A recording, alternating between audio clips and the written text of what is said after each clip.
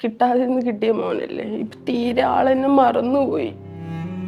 വിളിക്കുമ്പോൾ ചോദിക്കുമ്പോൾ പറയാം അമ്മ എവിടെ പോയെന്ന്. എനിക്ക് എൻ്റെ മോൻ്റെ അടുത്ത് എത്തണം. വിവാഹം കഴിഞ്ഞ 21 വർഷം കാത്തിരുന്നുണ്ടായ കുഞ്ഞ്. അജ്മാനിലെ താമസിയെടുത്തിരുന്നു കൊണ്ട് കുഞ്ഞിനെയൊന്ന് കാണാൻ ഷൈനി നെഞ്ചത്തടിച്ചു കരയാൻ തുടങ്ങിയിട്ട് വർഷം 1.5 കഴിഞ്ഞു. ചികിത്സയിൽ കഴിഞ്ഞ ഷൈനിയും ഭർത്താവും മെഡിക്കൽ ചെക്കപ്പിനായി നാട്ടിലേക്ക് പോയതാണ്. പരിശോധനയിലാണ് ഗർഭിണിയായ വിവരം അറിയുന്നത്. പ്രസവശേഷം കൈക്കുഞ്ഞുമായി അജ്മാനിലെ തൊഴിലിടത്തേക്ക് മടങ്ങിയെത്തിയപ്പോൾ കാത്തിരുന്നത് താഴിട്ട് പൂട്ടിയ ഫ്ലാറ്റ്. 5 ചെക്കിൻ്റെയും പൈസ അവരെടുത്തിട്ടുണ്ട്. അപ്പോൾ റൂം ക്യാൻസൽ ചെയ്തിട്ടില്ലായിരുന്നു. അപ്പം ഞാൻ അവിടെ പോയായിരുന്നു ഒരിക്കൽ. അപ്പോൾ റിന്യൂ ചെയ്യാമെന്ന് പറഞ്ഞു. അവർ പറഞ്ഞു പോയിട്ട് വന്നിട്ട് ചെയ്താൽ മതി എന്ന് പറഞ്ഞു.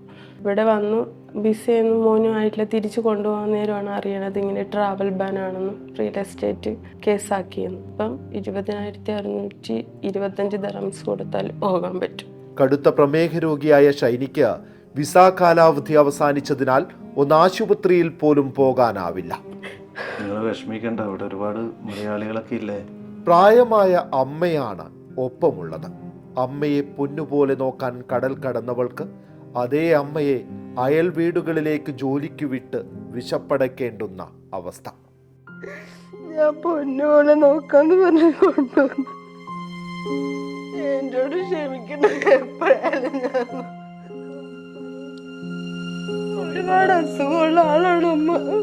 എൻ്റെ ഏറ്റവും വലിയ വിഷമം അത് തന്നെയാണ്.